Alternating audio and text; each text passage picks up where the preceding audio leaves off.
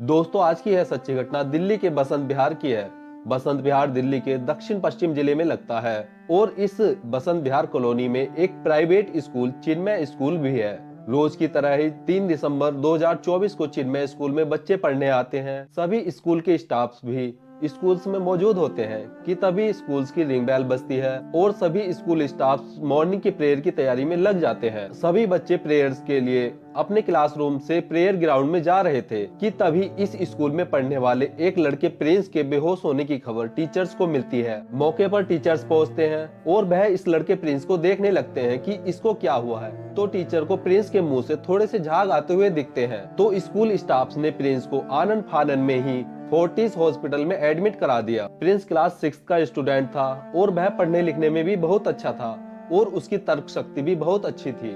दोस्तों, दरअसल 3 दिसंबर 2024 को बसंत विहार के चिन्मय स्कूल से सुबह के लगभग 9:45 पर कुमुद पहाड़ी बसंत विहार के रहने वाले सागर के पास कॉल करते हैं और सागर को बताते हैं कि आपके बेटे की तबीयत अचानक से खराब हो गई है, तो आप जितनी जल्दी हो सके बसंत विहार कुंज के फोर्टिस हॉस्पिटल में पहुंच जाइए। इस बात को सुनकर पिता सागर अपनी पत्नी नीतू को साथ लेकर उस फोर्टिस हॉस्पिटल में पहुंच जाता है, जहां पर स्कूल वालों ने उसे बताया था। जैसे ही सागर हॉस्पिटल में पहुंचता है तो सागर डॉक्टर्स से बात करता है, तो डॉक्टर्स अपने हाथ खड़े कर देते हैं। वह बताते हैं कि आपके बेटे को हम नहीं बचा पाए, आई एम सॉरी। डॉक्टर्स बताते हैं कि आपके बेटे प्रिंस की मौत यहाँ पर आने से पहले ही हो गई थी। इतना सुनते ही सागर और उसकी पत्नी नीतू जोर जोर से रोने लगते हैं। वह अपने बेटे के पास जाते हैं और उसे देखकर दोनों का ही रो रो कर बहुत ही बुरा हाल हो जाता है। वह सोचते हैं कि 8:30 बजे ही तो हमारा बेटा स्कूल गया था, तो फिर ऐसा क्या हुआ कि वह हमें छोड़कर चला गया है। अब यह खबर परिवार के अन्य सदस्यों को पता चलती है तो वह भी हॉस्पिटल पहुंच जाते हैं और साथ ही साथ जब पड़ोसियों को भी इस खबर के बारे में पता चलता है तो उनका दिल भी बैठ जाता है। तो इससे होता यह है कि काफी संख्या में लोगों की भीड़ उस चिन्मय स्कूल के पास जमा हो जाती है और उस स्कूल के खिलाफ नारेबाजी या हंगामा शुरू कर देती है। जब इस हंगामे की सूचना पुलिस को मिलती है तो पुलिस मौके पर पहुंचती है और इस भीड़ को समझाने की कोशिश करने लगती है, इस भीड़ को शांत करने की कोशिश करने लगती है। वहीं लोगों की भीड़ भी उस चिन्मय स्कूल के स्टाफ पर काफी आरोप लगाने लगती है और यह खबर सोशल मीडिया पर आग की तरह फैल जाती है, जिससे कि यह खबर दिल्ली की मुख्यमंत्री आतिशी जी के पास भी पहुंच जाती है कि एक 6th क्लास की स्टूडेंट्स की, जिसकी उम्र लगभग 12 साल रही होगी, उसकी रहस्यमय तरीके से चिन्मय स्कूल में मौत हो गई है। इस पर आतिशी जी तुरंत एक्शन लेती है और 2 टीमों का गठन करती है, जिससे कि प्रिंस की मौत का जल्द से जल्द पता लगाया जा सके। इसमें एक टीम एसडीएम की होती है और दूसरी टीम पुलिस वालों की। चूंकि यह मामला स्कूल का था तो स्कूल के मामले को शिक्षा विभाग देखता है, तो शिक्षा विभाग की तरफ से भी एक टीम का गठन किया जाता है। अब यह तीनों टीमें प्रिंस की मौत का जल्द से जल्द पता लगाने के लिए लग जाती हैं। उधर पुलिस वाले भी प्रिंस की बॉडी को पोस्टमार्टम के लिए भेज देते हैं और एक टीम स्कूल में पूछताछ करने के लिए जाती है, पर स्कूल का स्टाफ, स्कूल का प्रशासन पुलिस को कुछ भी नहीं बताता है। तो अब पुलिस उस स्कूल के सीसीटीवी फुटेज को चेक करने लग जाती है।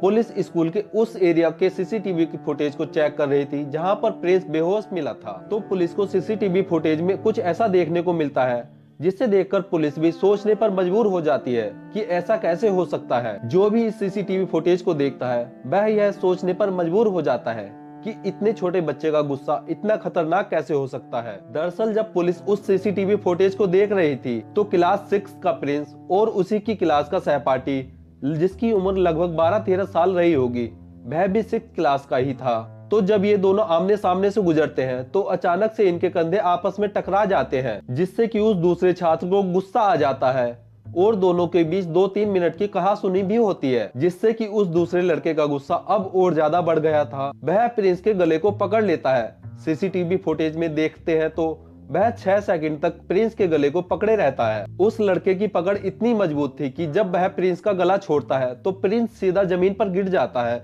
और वह उठता ही नहीं है। यह दृश्य स्कूल के कुछ बच्चे भी देख रहे थे और वह यह सूचना स्कूल के प्रशासन को देते हैं, जिससे कि मौके पर स्कूल का प्रशासन पहुंचता है और वह प्रिंस को देखने लगता है, जिससे कि स्कूल वाले प्रिंस को पास ही के एक हॉस्पिटल, होली एंजल हॉस्पिटल में ले जाते हैं, जहां पर होली एंजल हॉस्पिटल्स वाले स्कूल के स्टाफ से कहते हैं कि आप इसे किसी हायर हॉस्पिटल में ले जाइए। फिर स्कूल वाले प्रिंस को फोर्टिस हॉस्पिटल में ले जाते हैं जहां पर डॉक्टर प्रिंस को मृत घोषित कर देते हैं। अब पुलिस ने भारतीय न्याय संहिता की धारा 105 के तहत उस दूसरे 12 साल के नन्हे कातिल लड़के के खिलाफ एफआईआर दर्ज कर ली है और उसे हिरासत में भी ले लिया गया है। अब पुलिस उससे पूछताछ कर रही है। उधर प्रिंस के पिता प्लम्बिंग का काम करते हैं और वह अपने बेटे की बातों को याद कर करके रोते रहते हैं। वो बताते हैं कि उनका बेटा पढ़ने में बहुत अच्छा है और क्लास में भी फर्स्ट आता था। प्रिंस का एक बड़ा भाई भी है जो किसी दूसरे स्कूल में क्लास 8 का स्टूडेंट है। इस पूरी घटना को सुनकर पूरा देश सहम जाता है कि क्या 12 साल के लड़के का गुस्सा इतना ज्यादा बढ़ सकता है कि वह किसी की जान ले ले। उसके छोटे छोटे हाथ वास्तव में क्या ऐसा कर सकते हैं। फिलहाल पुलिस इस मामले की अलग अलग एंगल से जांच कर रही है। पुलिस देख रही है कि क्या पहले भी प्रिंस की इस लड़के से कभी कोई लड़ाई हुई है या फिर यह अचानक से हुई कोई वारदात है। धन्यवाद।